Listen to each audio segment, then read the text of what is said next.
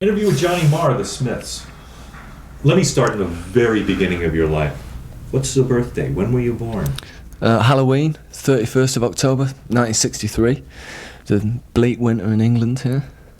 Manchester? Yeah, I was born in Manchester and I just went to school in Manchester. I spent a lot of time in Ireland because I was born in a street full of relatives. So all my relatives moved over to Ireland just probably about 62 from Ireland to England, and we lived in one street with about 5 families, and the next street was about 7 families, and all my relatives moved over into these 2 streets, and it was a good, really good solid traditional musical background. From where in Ireland?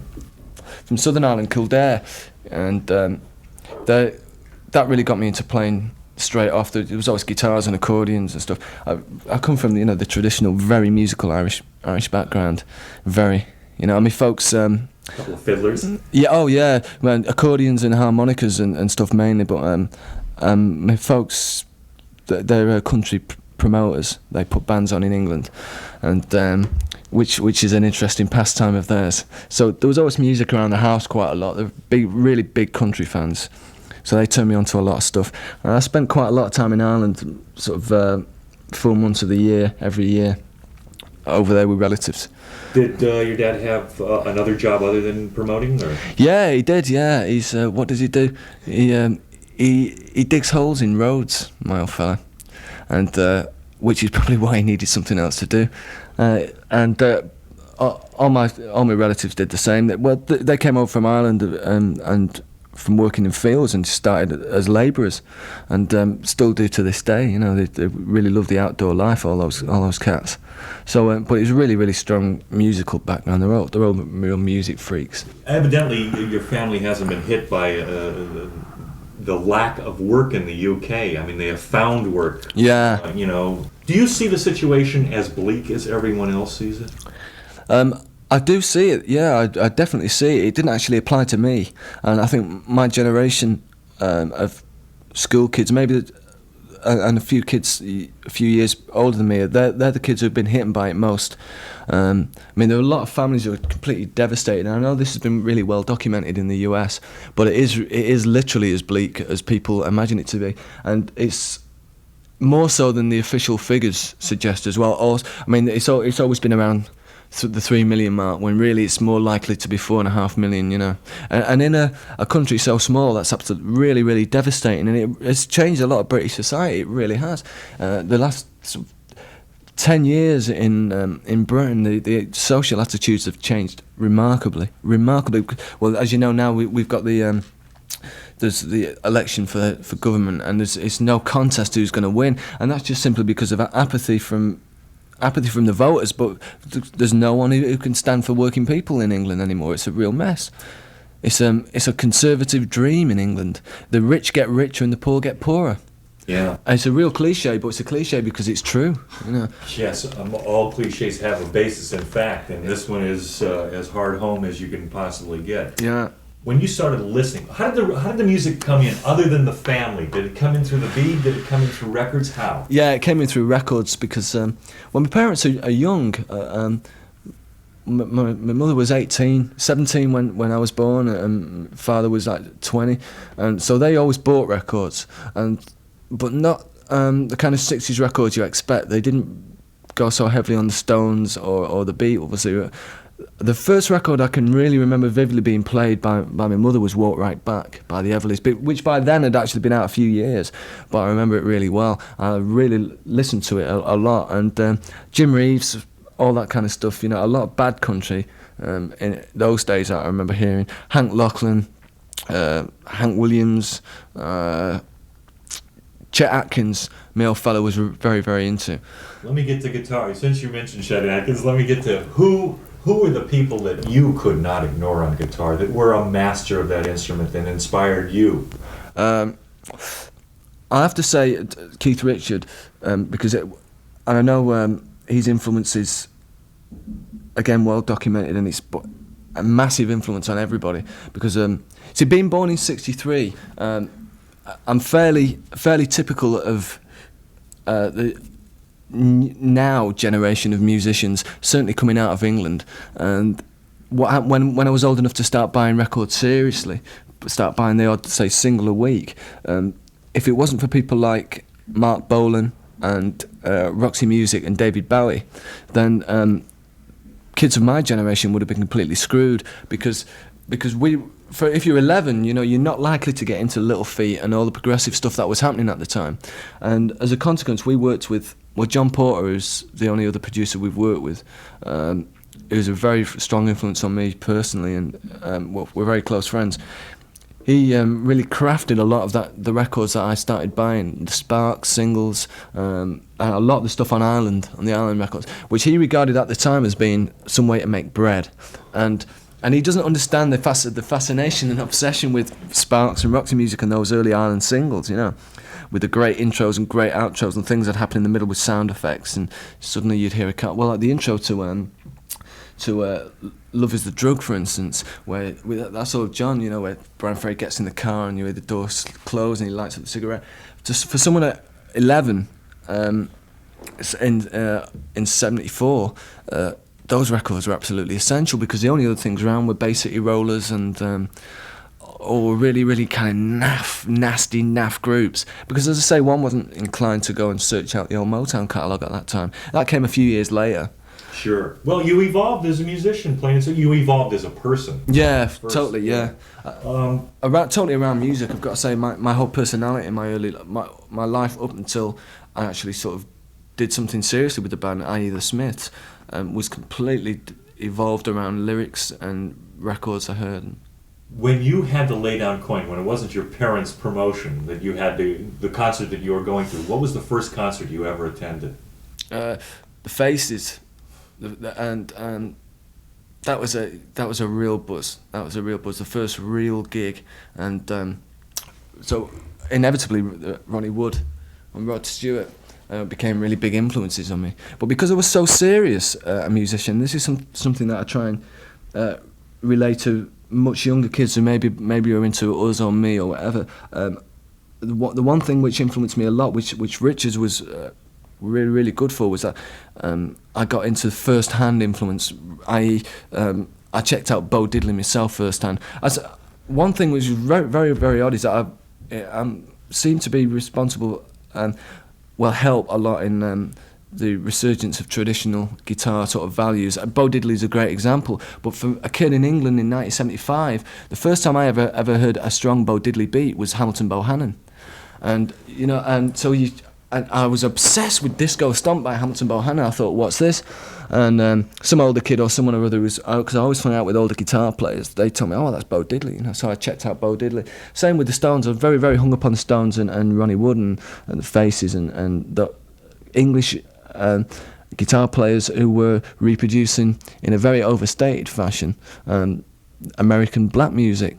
And one of the things I used to, when a few years ago I got very purist, and I regarded a lot of the Brit invasion groups, the Animals, Yardbirds, Stones, people like that, as I thought they were really, at one time I thought they were like bad imitations. Now I realise that that's absolutely, what they did was absolutely perfect, because they took, say, a Johnny Hooker riff or a Chuck Berry riff or whatever, and when I had a purist attitude, I thought this is too fast and it's too unsubtle and so on. The thing is, you know, they overstated the Yardbirds and the Stones and stuff. They'd completely overstate the intricacies in a blues riff, and they turned on America. Again, everybody knows it, but being responsible for turning on American kids to their own culture was really massive. It came over on the ships to the docks.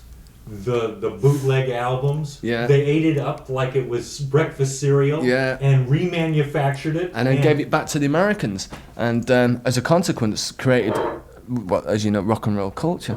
Which, but I do think we're at the end. We've come to the end of that. Either rock and roll will die, or as I hope, it has to move into a new sphere. And this is what I'm hoping that the new, new generation of musicians, especially English musicians who are coming over to this country, I'm hoping that they actually realise this, and because there's a lot of the new bands who maybe kids in the US are only just starting to get turned on to, are rehashing a lot of the things about rock and roll which should be dead. A lot of the superficial leather trousers mentality. Which I mean, I think the leather trousers actually look good, but that kind of mentality, throwing hotels out of windows mentality, is something which should die, because it means absolutely nothing to kids 14, 15. It's another it's 2 generations past them. Sure. Plain and simple. Why did you pick up that guitar? I'm sure that it was laying around the house, but why choose guitar? Why was that the instrument of your affection? I think probably because of the crappy Elvis Presley movies.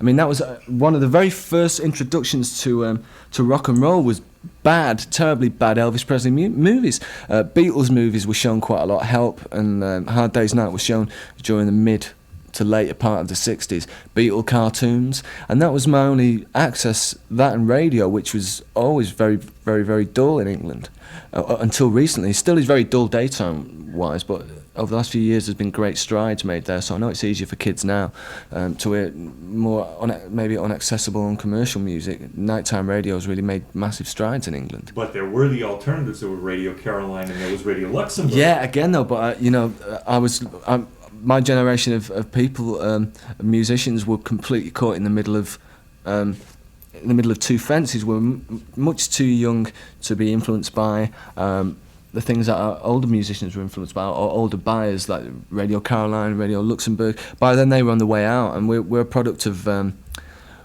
very mundane, a very, very dull period in music. But because, I don't know, something really, really interesting's come out of it with a lot of musicians, again, are obviously influenced by Bolan. I mean, Bolan was because Top of the Pops was a very, very, very important aspect of English kid's life.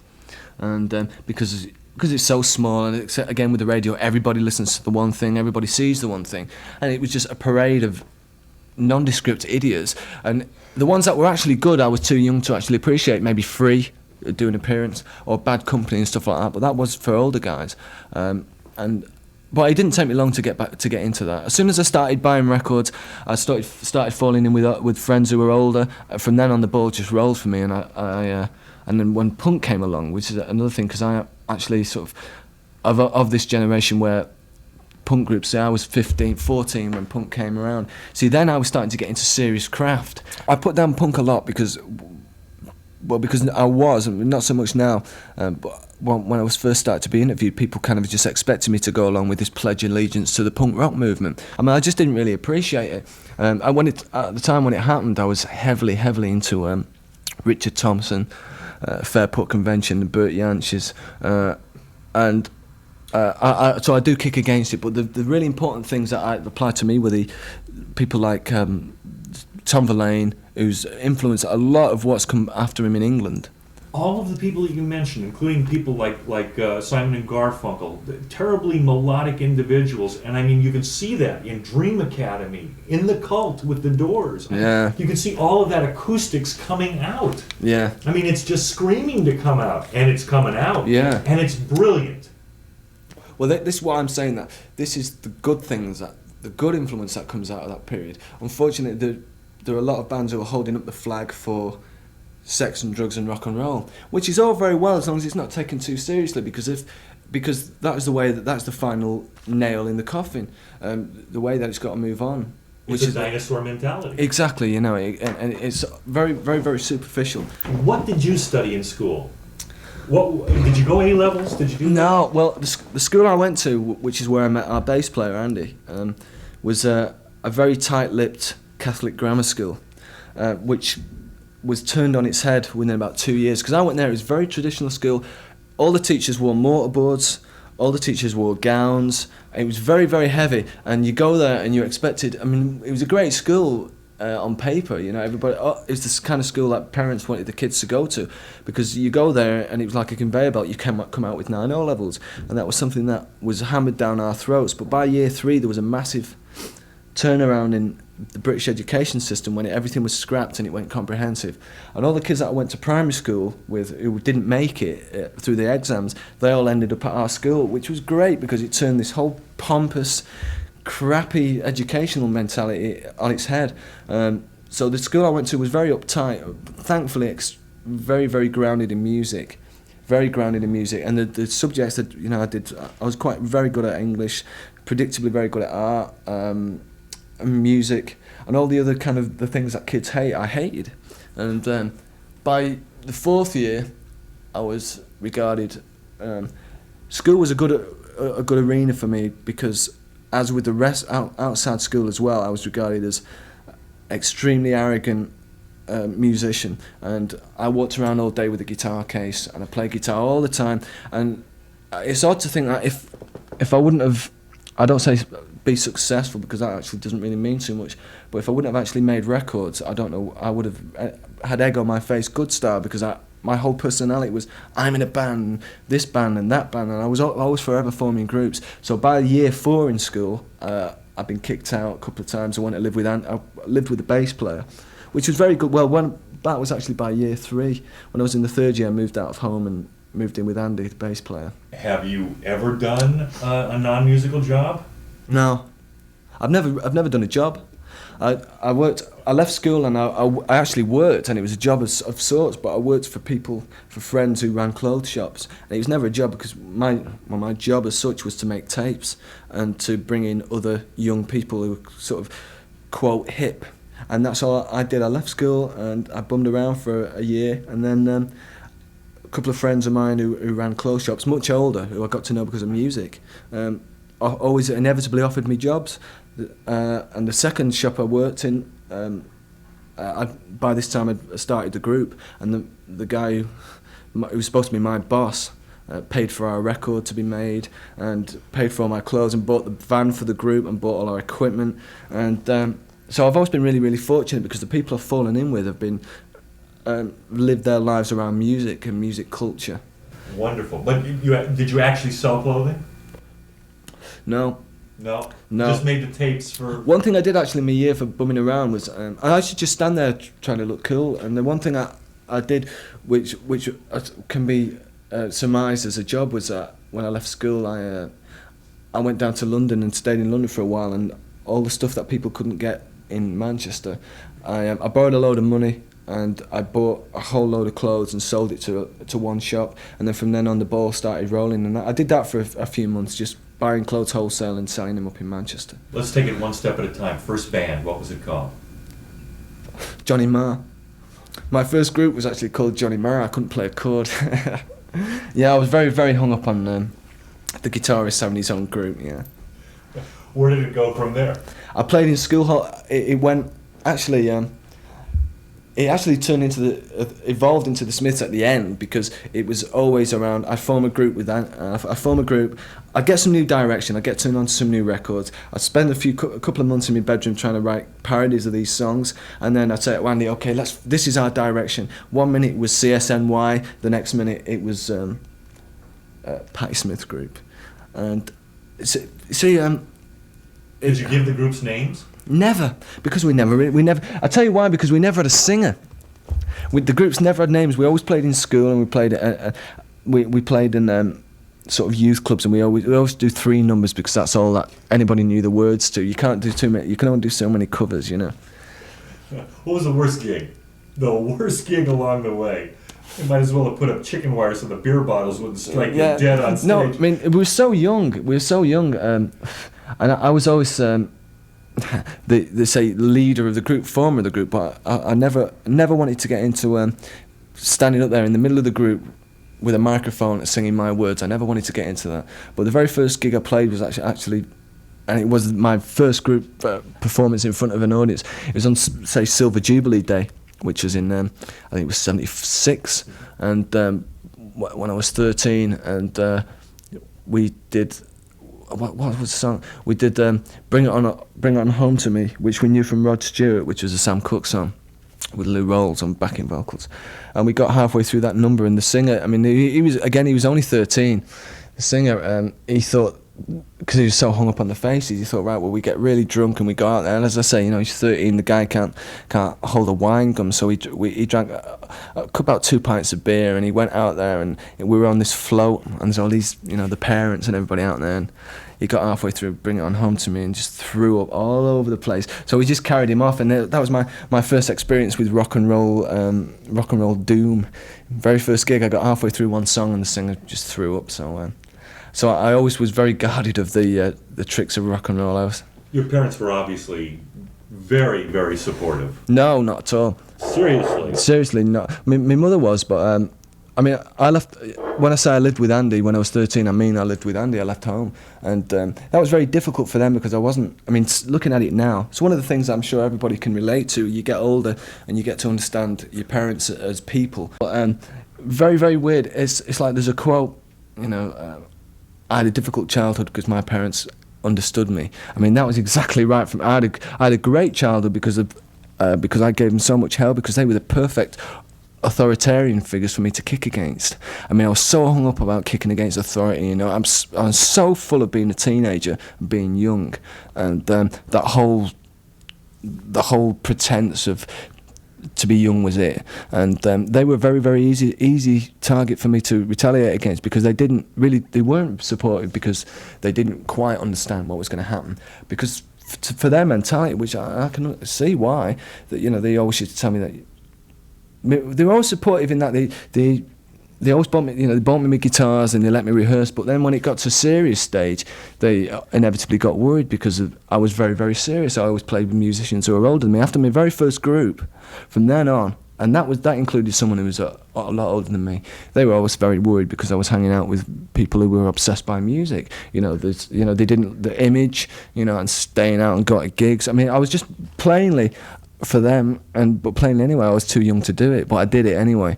And they were worried about all the pitfalls and, you know, drugs and all those kind of things. Well, they had seen it from totally the inside. I mean, they knew the ins and outs of the business. They were no strangers to it. And also being the firstborn, and there was a lot of things that they just wanted me to.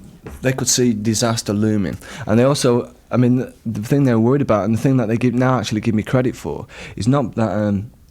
And this was a big breakthrough with me and my folks, was not that I was successful or I made it or any of that garbage, just the fact that I made it against all odds, because I was determined and I really fought for it, you know.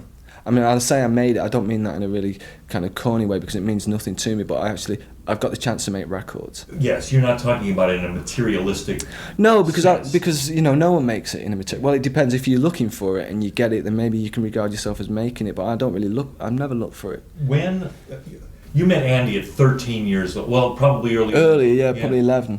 Oh. Was he always a bassist? No, actually, he was. This is his story, but it's actually true. When I met Andy, we were real rivals, because we were both bad boys, and he had long hair and I had long hair, and we disliked each other because we were both sort of kind of cool, and at the end of it, we got together because of a Neil Young badge, because I had a Neil Young badge on, and he came up to me. It was a Tonight's the Night badge. He came up to me at school and he said, "Tonight's the night," and I thought, he knows this, this is amazing. So from then on we were firm friends, because a few days later we sort of buried the hatchets, and I said, well, I'm trying to form a group with this guy. I was very hung up on Neil Young at the time, and as was Andy, so we buried our differences, and he came out of my place and we played with another guy. And anyway, at the end of the day, Andy was a better guitar player than I was. I could only play a few chords, and he turned me onto all this David Crosby stuff. And but he's a bass player. There are a lot of bass players who obviously started off on guitar and then moved to bass, but he did it for completely different reasons. It wasn't because he wasn't a particularly good guitar player. It was just that whenever Andy and myself tried to form a group, he could always play bass better than everybody else. And the way it's turned out now is that he plays bass like no one else on earth. The story I usually get about bass players is the reason that they went to bass is because no one else's parents would pop for the bass. Yeah, so right. It required its own amp too. Yeah. You had to have a bit of this in order to be a bass player. Well, none of us had any money, but we just borrowed gear. But Andy, it was purely for musical reasons, because he's very, very into bass playing. When day came when one Stephen Patrick Morrissey came into your, how did you meet Steve? How did you meet Morrissey? Well, along my sort of various incarnations of groups, around about say 1977, again, some older musicians who by then just left school so they could form groups full time, had a go at forming groups and came in contact with Morrissey. I hung around these people and hung around these groups, and he made a real impression on me. I'd never met him, but I'd seen his words and I'd heard tapes of him singing with my friends' bands and stuff. And all these groups only lasted a week or two, and So I knew all about him. This constantly fascinates him. I suppose it would me if someone did it with me. But and then it took about 5 years later, in 1982. I was I got to a point where there was a certain kind of music that I was completely hung up on and that I wanted to reproduce, and that I was totally influenced by it. And I felt completely alone because, on the face of it, it was seen as being perverse at the time. But it was, and it still is. Every song Goffin and King ever wrote, Lieber and Stoller. I mean, this is why the Smiths formed, because I was very into the Redbird label. This was, right, we're talking now 81, 82 now. I was working, not work, but I was hanging out in my friends' shops. I was DJing in a fashion just because every night in clubs, and it was a very, very cool, healthy scene. By then, Morrissey had already done that a few years before. He'd been out to clubs and seen friends and so on. You know, he's about 5 years older than me, and so I was doing it then, early 80s. And as I say, there was no one really, not even my friends who I was turning them on to, who could really understand the Drifters or understand at that moment in time the beauty of Sam Cooke's songs. And obviously I felt very cool about it, and like I had my own little elite here, but I did want to form a group with this, that pledged allegiance to Lieber and Stoller and the Redbird label and Phil Spector and the girl groups. So why did you think that the collaboration would work with this guy? Because it was a bit of a risk. Yeah, it was. Well, I'll tell you why. It's because the night before I did it, by then I'd written a lot of songs and got into the idea of crafting songs in the same way as Lieber and Stoller had, and this really overt emphasis on melody and overt emphasis on finishing it by 3 minutes, and the look and the whole thing. I was also a massive element of what made us form was the Brill building, this really, really straightforward mercenary attitude towards songs. You know, the songs that no pissing around and hanging out in Laurel Canyon for, you know, a few months. You're going, I don't really quite feel like playing the song. I mean, I'd gone through all that kind of artistic trip, and I was very, very into mercenary and very business. The Brill building, I don't remember how many stories the Brill building is, but it was just stall piano, exactly. stall piano, play until the songs came out. Goffin and King, as you said. Eddie Greenwich and Jeff Barry, you know. Yeah. Perfect. I used to think it was so cool that, the Shangri-Las and Shadow Morton's production. I mean, to hear, let's drink a toast, glasses, chime. Obviously, Leader of the Pack's a really great example. You know, you've got the motorbike in the studio and all that kind of thing. And just more than, it was a single, you know, a 7-inch piece of platter, and the song started, it had a great middle, it had a great break and an end. And that, but at the time when I was into that, say 81, 82, no one was into that at all. Most of your songs are very fast. I mean, in timing wise, I mean, there are no 4.5 or 6 minute epics here. Right. They're all 3.5 minute tunes. Which is starting to become less and less extraordinary. I mean, it's now. I mean, I'm not saying we're responsible for it, but certainly in England we've helped it along the way. There hasn't been a 2.5 minute single in the English charts until the Smiths came along, and we were really, really put down for it. But I thought that it was actually something amazing to be able to say what you've got to say in 2.5 minutes. Like William, It Was Really Nothing was the first Smith song which I wrote with a real emphasis on keeping it under 2.5 minutes. The thing was, though, what was great about, with it being my very first attempt at a very short, snappy Smith single, was that it wasn't that I just made it short for the sake of it. There was everything I wanted to say musically and everything Morrissey wanted to say lyrically was said in 2.5 minutes. You've really said a lot here, and after all, it is your song. You can do what the hell you want with it. Steve was known in Manchester as Steve the Nutter. Yeah, that's right. Which attracted me to him no end. I mean, I was fascinated by this guy. And to get back to your question about what happened with having explained my being hung up on Lieber and Stoller, this guy who I used to work for gave me a video of a Lieber and Stoller interview that was on a program called the South Bank Show in England. And I was watching this video, and they explained how they met. And I think it was Mike Stoller. He knew of Jerry Lieber or vice versa from school, and they knew that he wrote music, one or the other. And he just thought, right, well, this guy doesn't know me. I'll go and knock on his door and say, let's write. And so the very next day, that's exactly what I did. I phoned up a guy I hadn't spoken to for ages, and I said, "Do you remember that guy Morrissey? That Steve Morrissey? Do you remember him?" And he said, "Yeah, blah blah." And I said, "Give me his address." I went round. Didn't even know whether he was going to be in, whether he still lived there, all those things. Knocked on the door, and before he had a chance to say go away, I just, I said, "I'm a guitarist. I want to form a group. I need a singer. I don't know whether you've heard of me." And he let me in. And then it was really, it was a test. Both of us were testing each other, because it was. He said, "What do you like?" And it was like, well, do I say what I think I should say, or do I just tell him what I like? Because I thought what I liked was exclusive to me. So I said Marvelettes, Shangri-Las, the Cookies, the Toys, records like that, Phil Spector, Ronettes, all those things, and which just wowed him. And then he played me some Marvelettes records, which I hadn't even heard before, and it was absolutely perfect. And that it really clicked, because we forged our relationship on a professional basis from the word go, expecting nothing personally. And then within about 3 weeks, it just was turned on its head, and we became more close than I've ever been with anybody else. And while still maintaining that massive professional decorum. And I mean that in a really, really straight. That's why I explained to you about the Brill building ethics, because Morrissey, we decided that we were going to be great and that we were going to write the best songs of all time before I'd even actually heard him sing proper, and before he even really knew whether I could play. And we had all our grand schemes worked out, and I can relate it now, because it actually happened. We could have been chumps, but we knew what we wanted to do. And the thing was, we were totally uncompromising, because, and I still do feel this now, and that's, as you were saying about it's our song, if we want to make it 2.5 minutes, we do.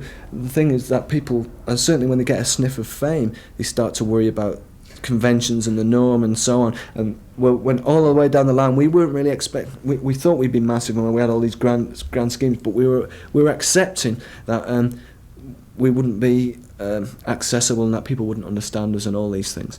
We know what the last names of all 4 members are. There is no Smith involved here. Why was this chosen? Well, again, at the time, when we formed, there's a whole, our musical, say, politics was so strong that the name was really, really essential. And well, also when we formed and we wrote all these songs, obviously the idea was to form a group, but we thought that if we couldn't find anybody perfect, then we had this grand scheme of writing songs for people like Sandy Shaw, which we eventually did. And our idea was that in the building that I used to work, which used to belong, the whole building used to belong to the guy who ran the shop, who managed the group and paid for everything right along till the day we set up foot on, very first time in America, which is now end of '83. The end of '82, start of '83. Our manager, he owned the whole building, and we wanted to turn that place into the Brill building. So the very first idea was, because we didn't really think about a group as such, we thought, well, we'll write stuff in there, demo it, and we'll find some girl singers like Leslie Gore, the Manchester equivalent of Leslie Gore, and we'd be our own Lieber and Stoller. And that's what we wanted to do. It was this, we said, like, we want to form a group. So I went back and I recruited Andy, and which was very weird, because at that time I'd left him where I'd left. He was still very into Neil Young and Johnny Mitchell and so on, but also very into people like Ronnie Laws and David Sanborn and people like that, very, very into jazz. So I said, well, I want you to join the group, blah, blah, blah, blah. I want you to be totally clean, because this is part of our new manifesto. By the way, I'm vegetarian, and listen to this. So I gave him a crash course in all these sounds that I'd got into over a year when I'd not seen him. And I played him the Drifters, and he couldn't understand it. He thought, this is music my parents like, And I played him Shangri-Las. He just couldn't understand that. But it didn't take too long for him to get into it, because as I say, he was quite into virtuoso kind of stuff. So Andy and Mike were recruited really quite quickly within the space of a couple of weeks of each other. Where did the name though come from? But so anyway, the name. So before we even recruited Andy and Mike, Morrissey, he gave me a piece of paper with about 4 names on it. I can't remember what the others were, and the Smith was written really huge. I mean, he'd obviously decided that's the one that he hoped I'd pick. And again, part of our sort of very strong feeling, we were reacting against everything, and people were called orchestral manoeuvres in the dark then, and what other names were there? Very, very, very clever names. So we just thought, what is the most un-rock and roll, unglamorous I mean, Morrissey's got to take it's his baby. He's takes the credit for it, but it was very much part of what we were about. The Smiths was just seemed such a mundane, normal, imageless. What was very, very important was for us to have a name which, when people saw it, they didn't see anything. Blank. They didn't know what the hell we were going to play, and because names had always become just too much image orientated. I can remember when the group first started. Well, not when the group first started, but the first American exposure. Things like the neck brace, the hearing aid, the flowers in the pockets, and the glasses. Yeah. Well, he's nearsighted as hell. Yeah, right. Mr. Myopia. I mean, I think I'm blind. He is blind. He is. Yeah. Have you talked to Morrison? Never. You met him? No. He's an interesting cat, but he. That was all those things were very, very much part of. You explain it because I'm not going to be heard. No, right. Well, all the ethics like the hearing aid and the flowers, and because flowers had for a long time played a big part in our performance, because not only did we use flowers, well, Morrissey used flowers on stage and the band would go on holding him, but all the audience would bring flowers and throw them at the group and so on, and that was so un-rock and roll and so new that we were in England viewed as very arrogant nerds. Nerd would be the way to explain it over here. Twit would be the way to explain it in England, and it was a real stand for the twits, you know. But at the same time, not like twits who didn't know anything. That was the smart thing. We manufactured twitdom, you know, nerddom, and it's something which is very, very important to if rock and roll is going to move on. Oh, without question. I mean, the personification of this is somebody like Elvis Costello. I mean, of course, yeah. I mean, that's the personification of the twit. It started with it. In essence, it's very, very similar to the way Buddy Holly liberated a lot of teenagers. Because nobody wore their glasses, they would immediately Exactly, take their exactly. glasses off, you know? Especially on stage, you know. Yes, and I mean, people like Roy Orbison, too, when he came over, because he had left his glasses on an airplane and immediately he was wearing shades. Hey, shades, Foster Grant. Yeah. You know, had a hero. Right. He had a hero in this man. So it's very important to us to have to do things which weren't rock and roll. The bidding war started after probably 6 gigs, and Rough Trade won out in this bidding war of this yet unproven group. But I am going to guess that probably the biggest break you guys ever got, as cliche as this sounds, was probably John Peel. Oh, of course, and something which we credit endlessly, because what the Saturday Club was to Britain and the British bands in 62, 63, 64, 65 when it stops. The John Peel show is that and much, much more, because John Peel and John Walters are very, very fanatical about music, and they're the only people in this horrible big conservative establishment called BBC who actually put their asses on the line for groups. And one wouldn't expect it of guys so grounded in traditional. Well, John Walters, who's his producer, who was actually responsible for getting us on the show, he's very, very grounded in blues and jazz particularly.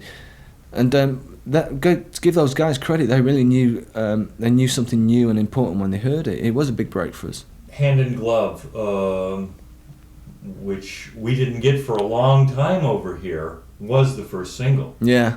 Tell me a little bit about Hand in Glove. Well, what happened with that was we wrote it, and it was probably about this. I think it was about the 8th or 9th song we wrote in the set. And at that time, we were doing something which all groups should always do, and that's we played 3 or 4 times. Well, it's obviously easier when you first start, but we played 4 or 5 times actually, nearly every weekday in the room upstairs where I used to work, and we played and played and played, and we had a set together. And I remember Hand in Glove coming along, and I thought this was the strongest melody Morrissey had written to date, and also I thought they were the most important words he'd written to date. And we believed in that song so much. We played it. The first couple of times we played it, we couldn't believe it. We thought, right, we've now got our single. So the thing was, we decided that Out was going to be the A-side. So we went in and recorded it, and the manager paid for it, and we had this on tape. And the thing was, we went to Rough Trade, and Jeff wasn't around. He was busy, and someone gave me the runaround. I saw him in the kitchen. He was getting a cup of tea, so I grabbed Jeff and I gave him the cassette, and he was trying to give me the brush off. And I said, well, this is the deal. We either play this song, and either we're going to form our own label, start our label, and put it out through Rough Trade Distribution, or if you like, you can sign the group, which is what we wanted. And a couple of days later, he phoned up and he said, I know the song and I really love it, and we'd love you to be a Rough Trade group. So we signed the one single deal. But we knew that all the time, but having a fairly decent knowledge of the way the music business and the music press operates, we then set out to let everybody try and sign us up. All the time knowing that we were no way we wanted to be. It was very, very important that we didn't go on a major label, especially at that time. And consequently, the British independent scene's become... It was huge, and now it's a complete farce. But at the time, it was very important for us to do it. So Hand in Glove, it was great. We were very, very lucky to be able to be as idealistic as we wanted, because when you've got a song that you believe in wholeheartedly, and you don't care whether the rest of the world like it, and as long as you see it on a piece of vinyl, then that's a very fortunate situation to be in. We didn't have anybody tampering with us. We didn't have any people, new band with a good song, people advising and saying, put this out, put that out, do this move, do that. We knew exactly what we wanted to do all the way down the line, and that song was very, very important for us. This Charming Man followed that with great success. Now, This Charming Man has a lot of elements of Well Respected Man, the Kinks song, to me. Yeah. To you? No, I know the song. I know Well Respected Man very, very much. And who is this Charming Man? I've no idea. I've no idea. I really don't. I think that's a really, really flummoxing kind of lyric, that whole thing. Great song. I mean, that was the start of Morrissey's being a true, wonderful vocalist. Let's see. Oh, I want to get into the Terence Stamp thing. What difference does it make? I know that Morrissey was a Terence Stamp fan. I know that he has his rootings in a lot of people, James Dean and a lot of other folks. Were you surprised by the controversy over the use of that sleeve? Extremely. I mean, since then we've had much more controversy, and we've had a lot more difficulties with sleeves. But at that time, it was very, very odd that Terence Stamp should do that, because it was a very inoffensive sleeve. He actually looked so... I can understand it in a way, because it's part of his past, and it's like suddenly someone pulls out a photo from his old photo album of him. Maybe he regards himself not looking too good, and they've put it on the cover of a sleeve. I can understand him being confused as to why a pop group have done that. But at the end of the day, he made such a fuss about it that it wasn't actually worth it. It was only a sleeve. He didn't understand where we were coming from. He really didn't understand, because the clip, that actual photo isn't even in the movie. If you watch the movie, that's an outtake, that photo. And it wasn't an outtake because he looked particularly ugly. It was a great sleeve, really good sleeve. But that did cause quite a lot of hassle. I don't know why he got so uptight about that, because he didn't need to. We weren't really that well known. The lyrics that you have done over the years and the music that you've created range from the being a vegetarian, which meat is murder. I mean, that's the perfect personification of that. And then it goes all the way to the Moors Murders with suffer little children. Yeah. The social consciousness that you built into the music over the years, you wouldn't have it any other way. That's why you've been writing it. Exactly. We wouldn't have it any other way, because it's really, really important part of the way music should move on anyway. We do it. We would have done it regardless, but now we find ourselves in a position where these things become critically important, and these ethics become critically important to other people. Whereas when we first started, story of lots of other groups, you first started, your ethics are totally applicable to yourself, and then you move on, but you've actually turned loads of people onto these ethics, and you want to move on and they don't. So you do find yourself in a position of responsibility because of what you've created. And I'm really, really proud of it. I'm very, very proud of it. And it's, again, it's the inspiration of two people who are very, very different, Morrissey and myself. When it works, it's a really, really explosive situation, but that makes for creativity, and it creates something really, really special. And the movie element to the band was something which I would never have involved in a group.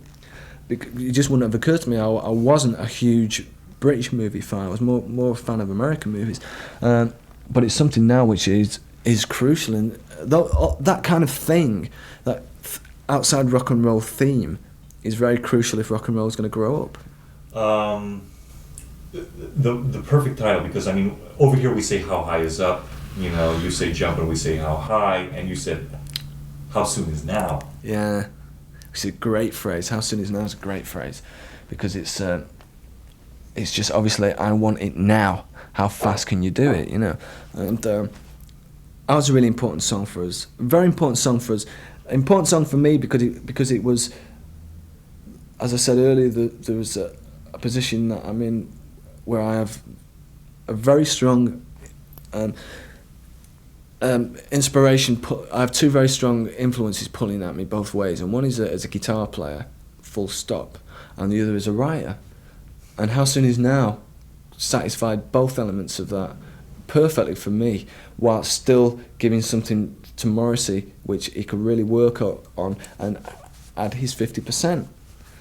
All right, Boy with a Thorn in His Side was, again, dance chart 49 here in the States. Well, it's because I suppose it seems like you have to be put into some kind of category. And it's not easy. I understand. So the thing is, with us in the label, I do understand the kind of difficulties they have with us but that's their problem. Everyone has a thorn in his side. You know, everyone has that angst of adolescence, or has that soapbox that they want to jump on. Well, the words are great, actually, because they do apply to anybody who is very, very single-minded and who feels that what they've got to say is right. And see, The Boy with the Thorn in His Side is about us, well, about Morrissey specifically, but the thorn is the music industry. And you listen to the words, it's like, how can they hear me say those words and still they don't believe me? But by the time we'd written that song, we'd been put down so much for our beliefs in the music industry. We've been put down for all these things that we said were dead, and we did The Boy, and it was a real pleasure that people who were actually responsible, people who were the thorns in our side, were actually buying this record and championing it in the music industry. It's about all the bigotry and idiocy in the music business, really, and how a lot of people who are in a responsible position actually don't know squat, you know. Part of that crap that they gave you was the fact that you said videos. I'm sorry, no, that is not what music is. Exactly, yeah. But you see, we're on the video because we feel that way, which I think is very, very understandable and straightforward. We are made to feel like misfits, and we're made to feel like we're very, very difficult because we won't do a video. When at the end of the day, we really do feel that it's the way the business is that's at fault and not us. We're musicians. We don't pretend to be actors, and we don't pretend to be directors. And I wish more musicians would, because at the end, see, musicians are just. I'm sure musicians actually do feel this way. They feel exactly the same as us, but because they're told that they're not allowed to do it, they just back down. And if all the groups actually wised up and realised that they're the ones who are making the bread, and instead of walking to a label or walking to a venue, it's like, oh my God, it's so good to be here. This is historic. When some fat guy with a cigar is counting all the books, we'll do it for free. Musicians should just realise that they call the shots. Not only that, look at how much a video costs, and it comes out of your profits. Exactly. You should be a manager, you know. This is a problem we have. All right. What was the royal reaction to The Queen is Dead? Because I'm sure this kicked the dust up a bit. Yeah, it did. But when it came out, one thing which pissed me off was that a music press saw it as... Well, they pretended to see it as being another... Okay, yeah, the Smiths are going for another shot at upsetting the apple cart and kicking... And being controversial and kicking up some controversy. But it's actually a really, really ridiculous political scene in England because of the Queen. No, the royalty is a very, very strong issue in England. Not because of the Queen, but with young people since the Queen, it's become more and more relevant because it is very, very irrelevant to have it's impossibly naive to believe that we can still be ruled by a monarchy. It's just not. Well, the new album will be out. Tell us. It'll be out a lot sooner than Warner Brothers want it to be out. Really, they don't want it to be out too soon, and I understand that. I want Louder Than Bombs to do well. I want it to sell well, but we did an album which is very, very important to us because we do regard it as being our best album. And it's called Strange Ways, Here We Come, and it's got 10 great new songs in it. And I've got to say that there are a couple of songs on there which, I mean, and I do feel qualified to be able to say that are Morrissey's best words, greatest words he's written. What's the upcoming projects, the future? What is it like? The future is to come over here with the new material stuff. So we're waiting on the new album's release, really, because the audience aren't going to know it. We're not here to promote. We're not going to come over to promote the new album. We want to play, but all the group want to play is the new material and some of the old material which we really feel we'd like to play. And bits of The Queen Is Dead, a couple of maybe the Shakespeare Sisters, Ask, Panic, those kind of things. And what made it difficult on the last tour, we started the set with Panic. Panic had not been heard here. It'd not been heard, but we're going to do the same with the new album. We'll come over here and we'll start off with songs that people don't know. And that's very unlockable. Off the new album? Yeah.